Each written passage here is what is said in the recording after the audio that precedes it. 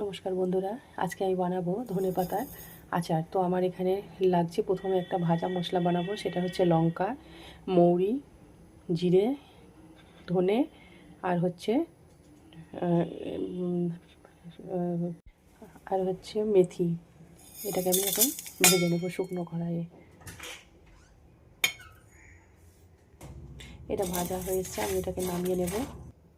শুকনো কড়াতে দিয়ে দেবো রসুন, আর তার মধ্যে দিয়ে দেবো ধনে পাতাটা কেটে রেখেছি, জল দিয়ে ধুয়ে পরিষ্কার করে নিয়েছি। এবার ওটাকে আমি আগে শুকনো কড়াইয়ে হালকা করে ভেজে নেবো, যাতে জলটা শুকিয়ে যায়। এবার আমি এটাকে নামিয়ে নেবো, ঠান্ডা করে পেস্ট করে নেব। এবার কড়াতে তেল দিয়ে দেবো।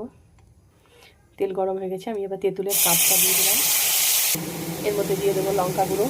এবার দিয়ে দেবো পেস্ট করা ধনে পাতাটা, দিয়ে দেবো পরিমাণ মতো লবণ, সামান্য চিনি দিয়ে দেবো, ভালো করে মিশিয়ে নেব। এটা তেল ছেড়ে এসেছে, এর মধ্যে এবার ভাজা মশলাটা দিয়ে দেব, ভালো করে মিশিয়ে নেব। হয়ে গেল আমার ধনেপাতার আচার।